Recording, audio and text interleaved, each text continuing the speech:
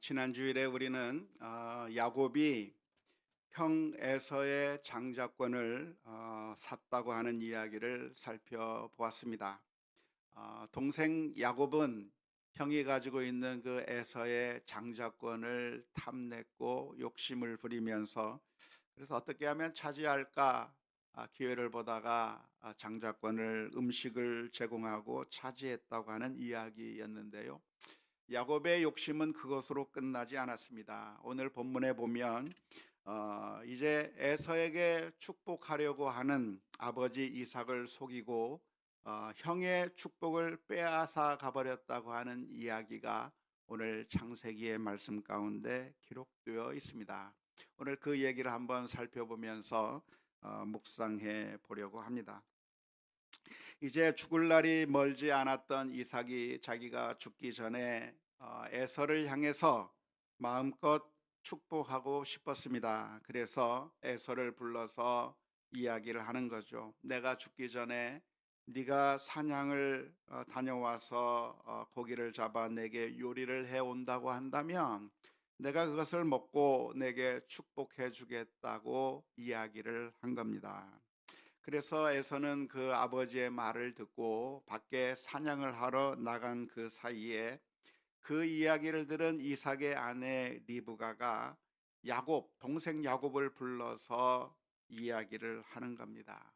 내가 맛있는 음식을 만들어 줄 테니 네가 그것을 가지고 아버지에게 대접을 하고 네가 마치 에서인 것처럼 변장을 해서 아버지의 축복을 받으라고 하는 그런 이야기인 것이죠.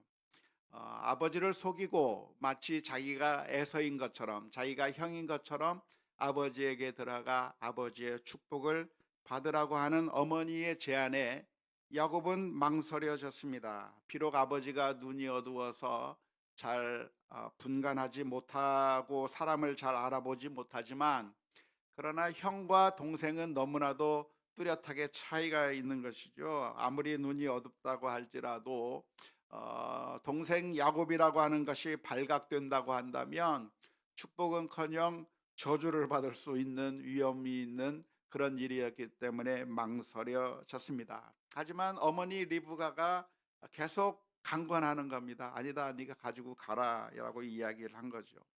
그래서 에서처럼 변장을 합니다. 야곱은 매끈매끈한 사람인데 마치 털이 있는 사람인 것처럼 양털 가죽을 목에 두르고 또 팔에 붙이고 해서 그래서 음식을 가지고 아버지에게 들어가서 에서가 왔다고 속이고 축복을 해달라고 하는 것이죠. 그 이야기를 들은 이삭은 긴가민가하죠. 목소리를 들어보니까 에서의 목소리가 아니에요. 에서의 목소리가 아닌데 그런데 손을 만져보니 털이 있고 목을 만져보니 털이 있고 목소리는 분명 에서의 목소리가 아닌데 옷의 향취를 맡아보면 에서의 모습인 것 같아서 내가 늙어서 이게 참 사람도 잘 못 알아보나 하면서 결국에는 야곱에게 축복해 주었다고 하는 이야기가 창세기 27장의 말씀 가운데 기록되어 있습니다. 그래서 그 축복을 받아가지고 야곱이 떠나가 버렸을 때 나중에 에서가 음식을 만들어서 아버지께로 돌아왔습니다. 이제 잔뜩 기대에 차서 에서가 아버지에게 말을 하는 거죠. 아버지, 사냥을 해왔어요. 그래서 맛있는 음식을 만들어 왔으니까 드시고 제게 축복해 달라고 하니까 이삭이 깜짝 놀랍니다. 네가 누구냐? 조금 전에 내가 에서에게 축복해 주었는데 너는 누구냐라고 이야기할 때 에서가 그때서야 깨닫게 됩니다. 그게 내가 아니고 야곱이 속였습니다. 야곱이 아버지를 속인 겁니다. 아버지, 이거 순엉털입니다. 제게 축복해 달라고 하는 것이죠. 놀랍게도 이삭은 에서를 향해서 내가 이미 동생에게 축복해 주어 버렸기 때문에 더 이상 너에게 해줄 축복이 없다고 하면서 망설입니다. 그때 계속해서 조르죠. 아버지, 동생에게 해준 축복 저에게 해줄 수 있지 않습니까? 나에게 해줄 축복이 없습니까? 하면서 그래도 나에게 축복을 해달라고 조르니까 울고불고 떼를 쓰니까 그때 아버지가 에서를 향해서 축복을 해 주는데, 이건 축복이 아니라 저주에 가까운 기도를 해 주었다고 하는 이야기입니다.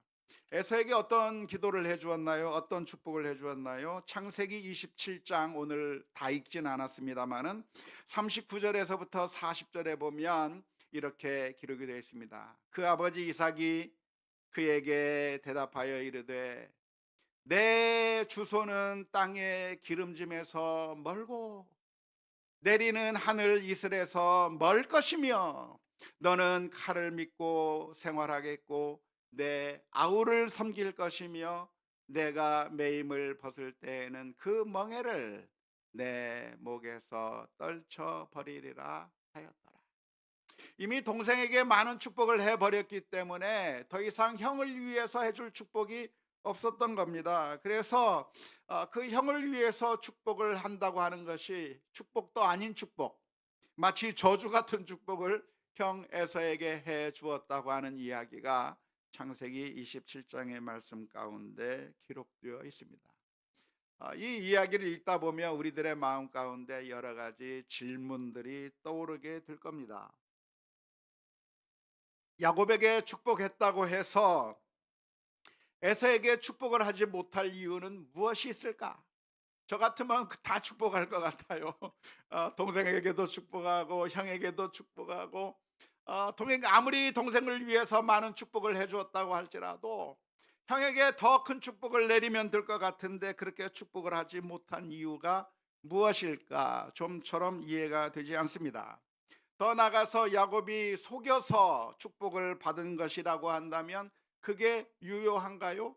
우리 계약에서도 기망에 의해서 속여서 계약이 이루어졌다고 한다면 그 계약이 인정되지 않는 것처럼 야곱이 형이라고 속여서 아버지의 축복을 받았다고 한다면 아버지가 나중에 그거 무효다, 내가 잘못 축복한 거다, 그것은 잘못된 것이니까 무효라고 선언해버리고 형을 위해서 축복해 줄 수 있지 않았을까?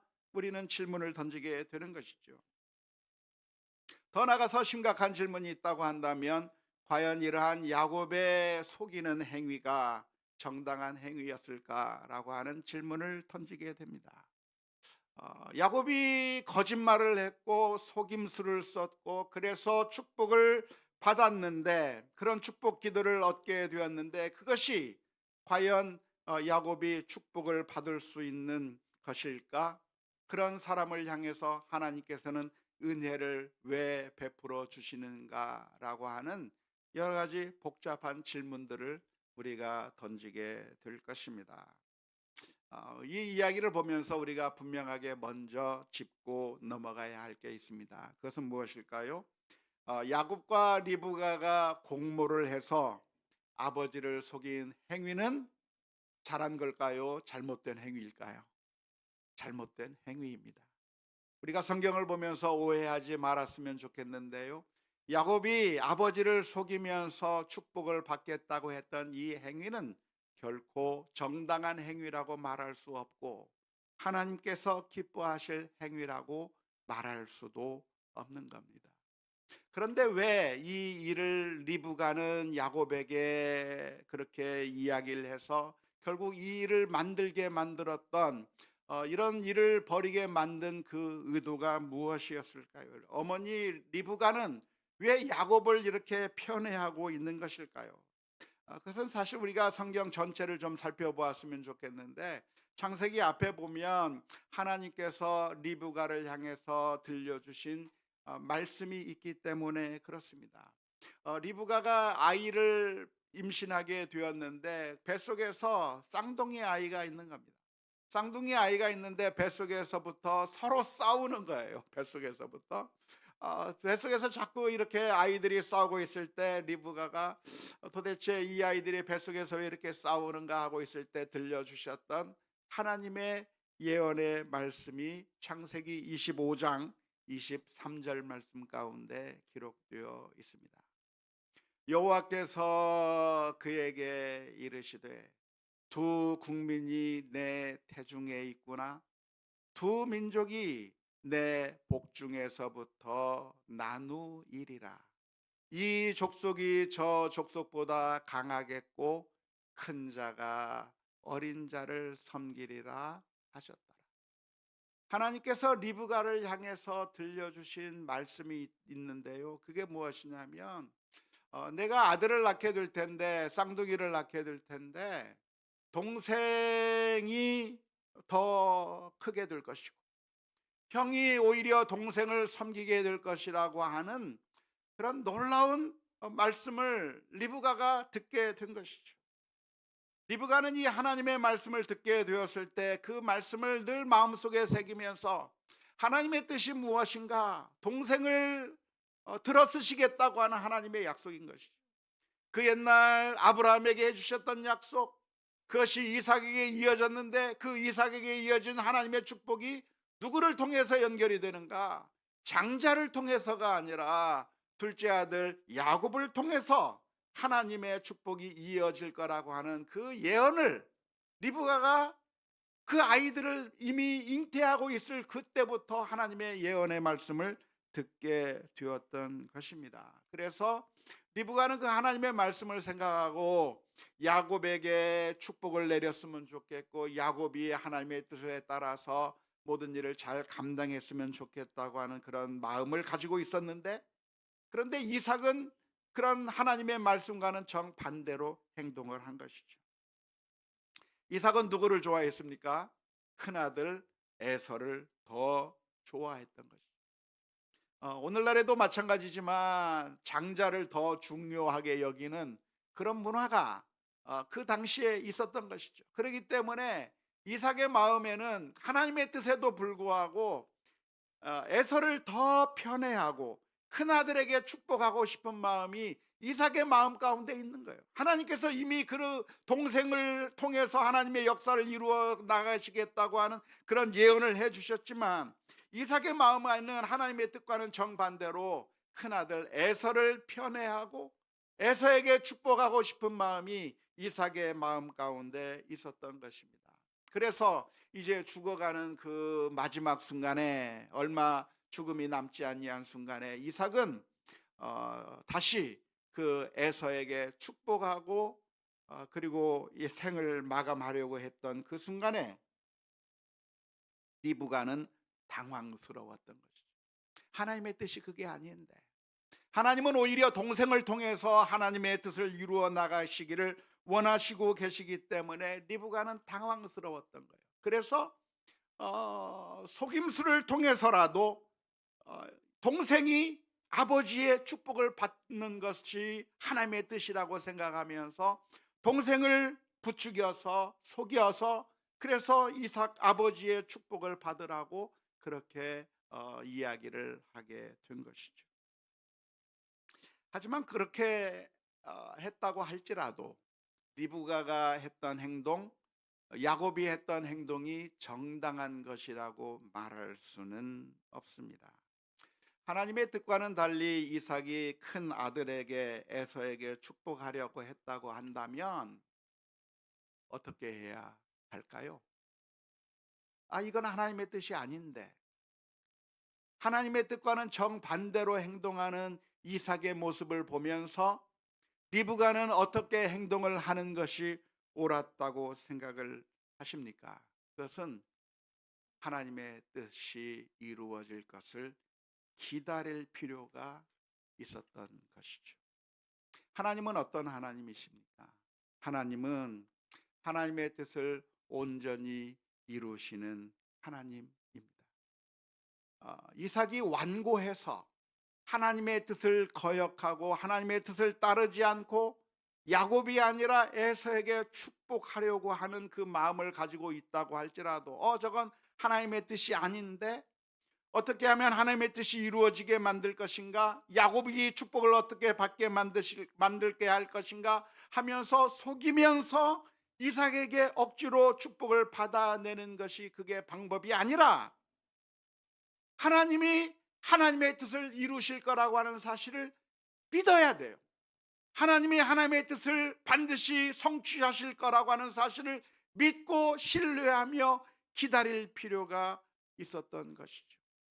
만일 하나님께서 그 뜻을 이루실 거라고 하는 사실을 믿고 기다렸다고 한다면 이삭이 에서에게 축복하고 그래서 모든 것이 에서에게 넘어가는 걸로 끝이 났을까요? 그렇지 않았을 겁니다. 하나님께서는 하나님의 뜻을 반드시 이루시기 때문인 것이죠. 에서가 사냥을 하러 갔는데 사냥이 안 돼가지고 그래서 음식을 만들 수 없게 만드실 수도 있어요. 하나님께서 이삭이 축복하려고 했는데 이삭이 축복하려고 하는 그 순간에 말이 꼬여서 축복하지 못하게 하실 수도 있어요. 아니면 이삭이 축복하려고 하는 그 순간에 하나님께서 천사를 보내셔서 이삭을 꾸중하시면서 내가 야곱에게 축복해야 하던 네가 야곱을 통해서 그 하나님의 역사를 이루어 가시겠다고 말씀해 주셨는데 너는 왜 하나님의 말씀을 거역하면서 그 에서에게 축복하려 하느냐 하면서 하나님께서 나타나셔서 그 이삭을 막으실 수도 있는 것이죠. 야곱이 속이면서 아버지의 축복을 쟁취해내야만 그래야 하나님의 뜻이 이루어지는 것이 아니라 속이지 않아도 하나님을 철저히 신뢰하고 믿고 기다리면 하나님께서 하나님의 뜻을 이루어 나가실 거라고 하는 사실을 믿고 기다려야 하는 것입니다. 오늘 우리가 살펴본 이 리브가와 야곱의 행동은 믿음이 있는 행동이라고 말할 수가 없는 것이죠. 그런 점에서 한번 비교를 해봤으면 좋겠는데요.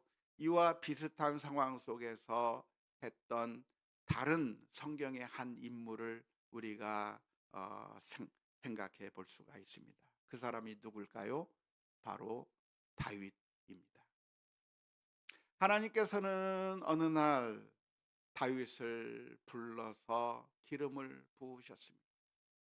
양을 치고 있던 이 다윗에게 하나님께서 사무엘을 선지자를 보내셔서 다윗에게 기름을 부으시면서 다윗에게 해주셨던 약속이 무엇이냐면 이제 하나님께서는 사울 왕을 버리셨고 이스라엘 민족을 위하여 두 번째 왕으로 다윗을 세우시겠다고 하는 약속을 해주신 것이죠. 따라서 다윗은 하나님께서 나를 선택하셨구나, 사울을 하나님께서 버리셨고 나로 하여금 왕이 되게 하시겠다고 약속해 주셨다고 하는 하나님의 뜻을 분명하게 알았습니다. 하지만 다윗은 그러하기 때문에 자신이 왕이 되기 위해서 사울 왕을 죽이는데 혈안이 되어 있지 않았습니다. 다윗을 사울 왕이 죽이려고 달려들기 시작했습니다. 다윗의 삶은 그 이후로부터 엄청난 고생을 하게 된 것이죠. 도망자의 삶을 살았습니다. 사울 왕이 쫓아다니면서 다윗을 죽이려고 했기 때문에 언제 어느 때에 사울 왕의 손에 잡혀서 죽게 될지도 모른다고 하는 그런 불안한 상태 속에서 다윗이 도망자의 삶을 살아야만 했었습니다. 그때 다윗의 마음 가운데 어떤 불안한 마음이 있었겠습니까? 하나님께서는 나를 왕으로 만들어 주신다고 하셨는데 이러다가 내가 죽을 수도 있겠구나, 이러다가 사울 왕에 잡혀서 내가 완전히 꿈도 이루지 못한 채 내가 죽을 수도 있겠다고 하는 그런 불안한 상태 속에서 계속해서 도망자의 삶을 살아야만 했던 것이 바로 다윗의 모습이라고 할 수가 있겠습니다. 그런데 놀랍게도 사울 왕을 죽일 수 있는 기회가 여러 번 있었습니다. 2번씩이나 있었던 것이죠. 어느 날 사울 왕이 동굴 속으로 들어오게 되었습니다. 다른 병사들이 아무도 없이 사울 왕 혼자 다윗과 그 부하들이 숨어있던 그 동굴 속으로 비무장한 채 사울 왕이 들어오게 되었을 때 그 순간에 다윗의 그 부하들이 달려가서 사울 왕을 잡아 죽이면 정말 꼼짝도 없이 죽을 수밖에 없는 그런 절호의 찬스가 오게 된 것이죠. 그때 다윗의 부하들이 이야기를 합니다. 대장님, 이건 하나님께서 우리에게 주신 절호의 찬스입니다. 하나님께서 대장님을 이스라엘 나라로 왕으로 삼으시겠다고 하지 않았습니까? 이제 사울 왕을 죽이고 이제 이 고생을 다 끝내버리고 왕으로 등극할 수 있는 그런 절호의 기회를 하나님께서 주셨습니다. 그러니 사울 왕을 죽이자고 이야기를 한 것이죠. 하지만 그 순간에 다윗은 하나님께서 기름 부으신 사람을 죽일 수 없다고 이야기를 한 겁니다. 죽이지 않았어요. 또 한 번 있습니다. 들판에서 모두가 다 잠을 자고 있는 그 상황 가운데서 보초도 없이 아무런 그 대비 태세도 없이 들판에서 잠을 자고 있는 그 상황 가운데 다윗과 부하들이 그 진영 안에 들어가서 사울 왕을 그냥 죽일 수 있는 그런 절호의 찬스를 맞이하게 되었지만 다윗은 그 순간에 사울 왕을 죽이지 않았습니다. 자신의 손으로 사울 왕을 죽이는 것은 하나님께서 허락하신 것이 아니고 하나님의 기름 부은 사람 받은 사람을 공격하는 것은 옳지 않다고 하면서 철저하게 하나님께서 자신을 왕으로 세워줄 때를 기다리고 또 기다린 것이죠. 그래서 다윗이 실패했습니까? 실패한 게 아니라 하나님께서는 하나님의 때에 사울 왕을 물리치게 만드시고 다윗을 이스라엘의 두 번째 왕으로 만들어 주신 것입니다. 오늘 우리가 이 야곱의 이야기를 읽으면서 야곱은 어렸을 때부터 하나님께서 주신 그런 꿈을 마음속에 품고 있었을 거예요. 아마 리브가를 통해서 하나님께서 들려주셨던 그 예언의 말씀을 야곱이 늘 기억하며 살았을 겁니다. 얘야, 하나님께서 약속해 주셨단다. 형이 아니라 너를 통해서 하나님께서 위대한 일을 만드실 것이고 큰 민족을 이룰 것이고 아브라함 할아버지와 이삭 아버지와 그 모든 언약의 축복들이 너를 통해서 이루어질 거라고 하는 하나님의 은혜의 약속을 들었을 겁니다. 그 이야기를 들었을 때 그래 내가 하나님께서 나를 선택하셨구나라고 하는 사실을 깨달았을 것이지만 그런데 그 이삭의 야곱의 마음에 리브가의 마음에 조바심이 생기게 된 것이죠. 아버지 이삭이 하나님의 뜻과는 정반대로 그 에서를 향해서 축복하려고 하는 그 순간에 내가 달려가서 그 축복을 쟁취하고 어떠한 방법을 통해서든 내가 성공해야 되겠다고 하는 그 마음으로 아버지를 속이게 되었는데요. 이 이야기는 우리가 본받아야 될 이야기가 아니라고 하는 점을 우리가 분명하게 기억할 수 있기를 주님의 이름으로 축원합니다. 우리가 성경의 이야기를 읽을 때 조심해야 될 것이 있는데요. 그래서 무엇이냐면 성경에 나온 사람들의 이야기는 우리가 다 따라야만 하는 모범적인 이야기로 기록된 것이 결코 아니라고 하는 것입니다. 오히려 성경에 등장하고 있는 이야기들은 어떤 내용인가? 우리의 죄성이 얼마나 강한가, 우리가 얼마나 연약한 사람인가를 그대로 드러내주는 이야기인 것이고요. 바로 이 야곱의 모습이 무엇이냐면 인간의 연약함, 인간의 부족함을 그대로 드러내주는 이야기일 것입니다. 따라서 이 성경의 이야기를 읽으면서 성경 전체의 교훈에 비추어 보아서 이 이야기를 평가해 보고 정말 하나님께서 우리에게 들려주시는 그 교훈이 무엇인가를 진지하게 고민해야 하는 것이죠. 그런 의미에서 오늘 야곱의 행위는 아쉬운 행동이었고 우리가 본받아야 할 행동이 아니라고 볼 수가 있는 겁니다. 하나님을 믿고 신뢰하며 하나님의 뜻을 기다리는 행동이 아니라 하나님의 뜻을 자신의 인간적인 방법으로 하나님 뜻을 앞질러서 하나님을 신뢰하지 못한 행동이었다고 하는 점을 우리가 잘 기억해야 할 것입니다. 오해하지 마십시오. 그러니까 우리가 하나님의 뜻을 무조건 기다려야 하기 때문에 아무 일도 안 하고 하나님의 뜻이 이루어지기만을 그냥 기다리기만 하라고 말씀드리는 것이 결코 아닙니다. 신앙을 그렇게 오해하면 안 되는 것이죠.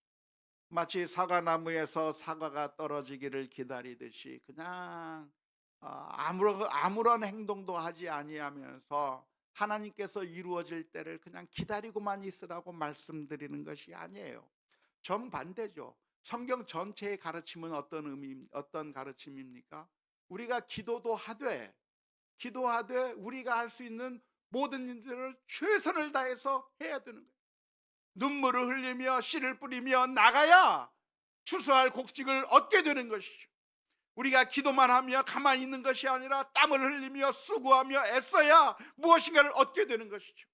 우리 가정이 행복해지기를 원한다고 한다면 하나님 앞에 기도하고만 있을 것이 아니라 우리 가정이 행복해지기 위해서 내가 오늘 할 수 있는 최선의 일들을 해야 하는 것이고, 우리 비즈니스가 잘 되려고 한다면 하나님 우리 비즈니스를 잘 되게 해주세요. 기도만 하고 있을 것이 아니라 어떻게 하면 성공할 수 있을 것인가 늘 연구하면서 최선을 다하면서 부지런하게 그 비즈니스를 잘 이끌어나가기 위한 최선의 노력을 해야 되는 것이죠. 우리가 승진하기 위해서, 우리가 또한 좋은 대학에 가기 위해서, 우리가 무엇인가를 얻기 위해서 노력을 한다고 한다면 기도만 하고 있을 것이 아니라 기도하는 것과 동시에 우리가 최선의 노력을 다해야 할 것입니다. 하지만 오늘 이 시간에 이 야곱이 하나님의 뜻을 기다려야 했다고 하는 말씀을 드리는 이유는 무엇이냐면, 우리가 최선의 노력을 해야 하지만 하나님의 뜻을 어기면서 하나님께서 기뻐하지 않는 일을 하면서 잘못된 방법으로 하나님의 뜻을 이루려고 하는 것은 오히려 하나님의 뜻과는 배치된다고 하는 사실을 분명하게 기억해야 될 줄로 믿습니다. 그런 의미에서 야곱은 하나님께서 기뻐하는 행동이 아닌 잘못된 행동을 한 것이죠. 그렇다고 한다면 결론이 어떻게 나야 됩니까? 하나님께서 야곱을 심판하든지 저주를 받든지 해야 당연한 것이죠. 왜냐하면 잘못된 행동을 했으니까. 그런데 놀랍게도 이삭은 야곱을 위해서 해주었던 그 축복을 취소하지 않습니다. 이삭은 자기가 야곱에게 내렸던 그 축복이 잘못된, 속여서 축복을 해준 거라고 하는 사실을 깨달았지만 그것을 취소하지 않습니다. 번복하지 않습니다. 뿐만 아니라 하나님께서도 이 야곱을 저주하거나 하지 않습니다. 왜 그랬을까요? 그때서야 이삭은 하나님의 뜻을 그때 깨달은 것 같아요. 창세기 27장 33절에 보면 이렇게 기록합니다. 이삭이 심히 크게 떨며 이르되, 그러면 사냥한 고기를 내게 가져온 자가 누구냐? 이삭이 자기가 속았다고 하는 사실을 깨닫고 나서 심히 떨었다고 표현하고 있습니다. 왜 심히 떨었을까요? 이삭은 그 순간에 비로소 내가 지금 하나님의 뜻과는 정반대로 행동하고 있다고 하는 그 사실을 깨닫고 아마 심히 떨었을 거라고 생각합니다. 리브가에게 해주셨던 하나님의 말씀이 있었지만 하나님의 말씀이 이삭에게는 마음이 안 드는 거예요. 장자를 더 대우하고 싶고 장자를 더 선호하고 싶은, 하나님 뜻과는 정반대로 계속해서 장자를 선호하던 그 이삭이 자신의 의지를 가지고 계속해서 하나님의 뜻과 배치되는 그런 일들을 계속했던 그 이삭이 내 뜻과는 달리 야곱이 이렇게 와서 내 축복을 받아버렸다고 하는 사실을 알고 두려워 떨었을 뿐만 아니라 하나님의 뜻이 무엇인가 생각하며 이삭은 그 순간에 하나님의 뜻에 굴복하게 되었을 것 같습니다. 이 이야기를 히브리서 11장 20절에서는 이렇게 표현하고 있습니다. 믿음으로 이삭은 장차 있을 일에 대하여 야곱과 에서에게 축복하였으며, 사실 이삭은 믿음으로 축복했습니까? 속아서 축복했습니까? 가서 축복했어요. 그런데 히브리서에서 이 이야기를, 창세기에서에 있었던 그 이야기를 맨 마지막에 히브리서에서 다시 요약하고 평가하면서 이삭은 어떻게 자녀들을 축복했는가? 뭐라고 표현하냐면 믿음으로 한 일이었다. 그것은 이삭이 처음부터 믿음으로 했다고 하는 이야기는 아닐 겁니다. 이삭은 처음에는 하나님의 뜻과는 반대로 해보려고 했으나, 그러나 하나님께서 이 일을 이루어 나가시는 것 같은 그런 느낌을 받은 후에 취소해 버린 것이 아니라 하나님의 뜻을 깨닫고, 그래서 축복해 주고 결국 깨닫게 되었다고 하는 그런 의미인 것이죠.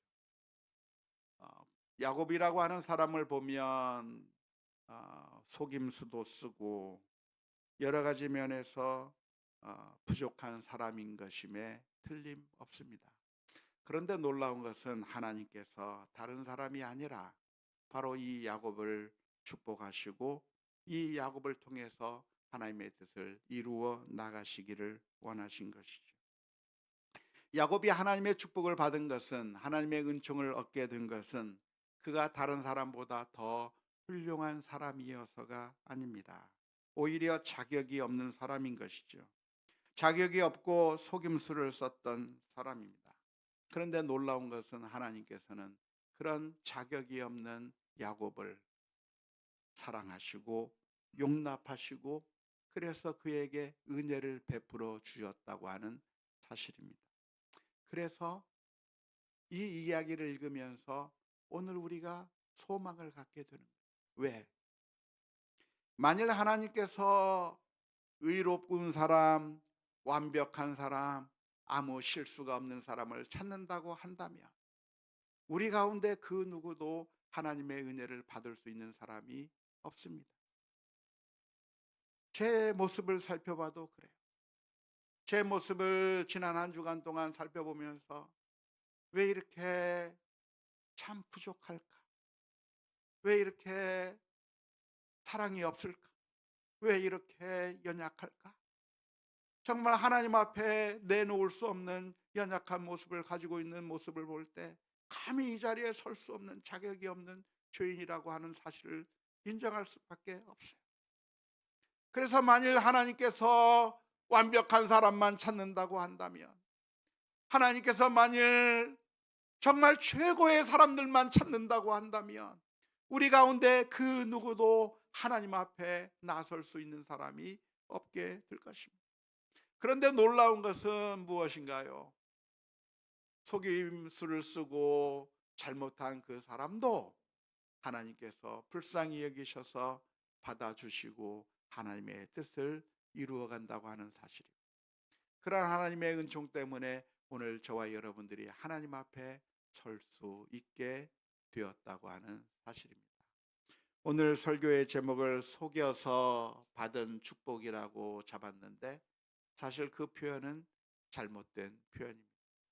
속여서 받은 축복이 아니라 속였음에도 불구하고 받은 축복이라 말할 수 있겠습니다. 오늘 우리들의 모습을 살펴보면 연약한 모습들 뿐이지만 그럼에도 불구하고 우리에게 소망이 있는 것은 우리를 불쌍히 여기시고 사랑해 주신 주님의 은혜 때문입니다. 물론 오해하지 마십시오. 그러니까 우리가 아무렇게나 막 살아도 괜찮다고 하는 뜻이 아닙니다.